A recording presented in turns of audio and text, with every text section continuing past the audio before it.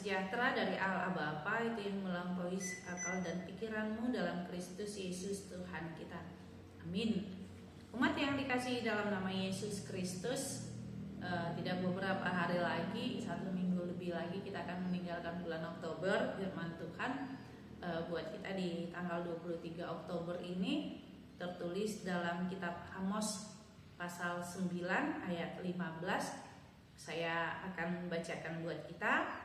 Maka aku akan menanam mereka di tanah mereka, dan mereka tidak akan dicabut lagi dari tanah yang telah kuberikan kepada mereka. Firman Tuhan Allahmu, demikianlah firman Tuhan. Hari ini kita belajar dari kitab Amos.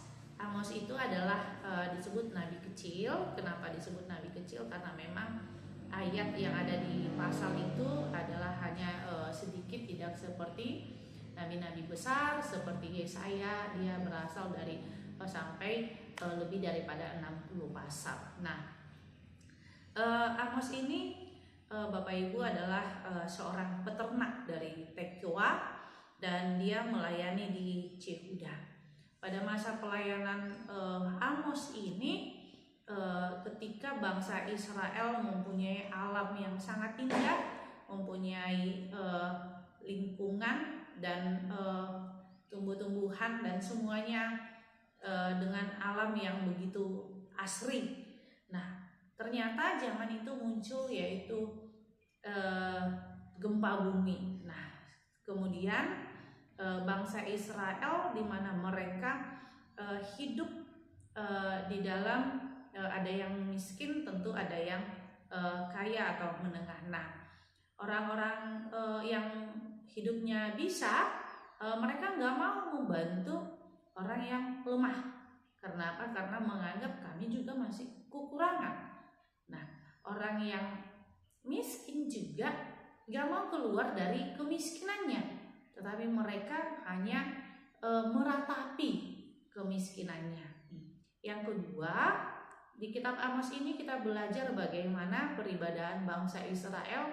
Allah tidak suka dengan ibadah mereka, karena ibadah mereka hanya rutinitas saja.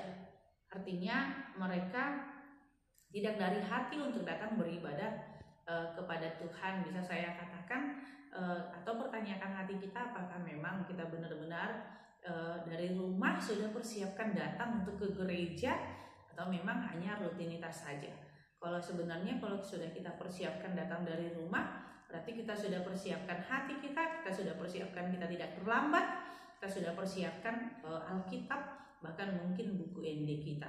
Karena apa? Karena kita datang kepada Tuhan. Karena itu kalau nanti kita baca di rumah di kitab Amos 5 ayat 21 sampai 24, Allah tidak menyukai ibadah, bahkan persembahan, bahkan puji-pujian mereka. Tapi Tuhan mengatakan di ayat 24 itu, biarlah bergulung-gulung keadilanku seperti sungai yang mengalir. Artinya kesukaan atau rasa mengasihi, saling membantu, hidup di tengah-tengah mereka. Nah, disinilah di ayat 15 ini adalah ayat yang terakhir di pasal 9 ini, yaitu pemulihan bangsa Israel.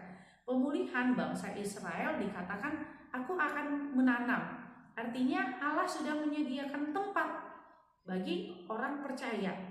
Menanam, menyediakan tempat, memelihara, memberikan apa yang diperlukan, bahkan memberikan bibit supaya tanaman itu bertumbuh dengan baik. Dan disinilah kita melihat bagaimana Allah menetapkan bangsa Israel, memberikan kepada mereka yang terbaik. Artinya Allah pulihkan. Nah, pemulihan itu datang ketika kita mau untuk dipulihkan oleh Tuhan sendiri.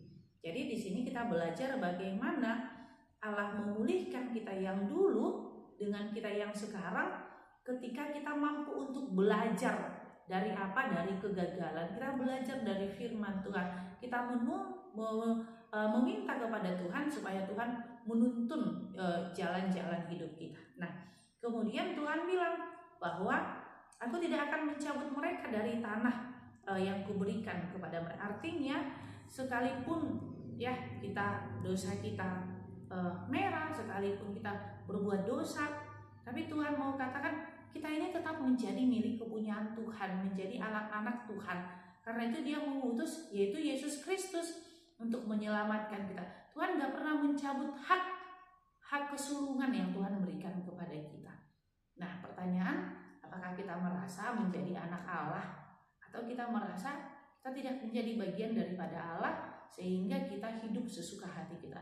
Karena itu Tuhan hari ini katakan, Tuhan selalu memulihkan hidup kita dan tidak akan pernah mencabut hak kita sebagai umat yang sudah diselamatkan oleh Allah. Amin. Kita bersatu dalam doa. Terima kasih Tuhan Yesus buat anugerah-Mu, buat cinta kasih-Mu. Biarlah kami selalu mengingat kesetiaan Tuhan kepada kami. Inilah doa kami dalam nama Yesus Kristus, kami berdoa padamu.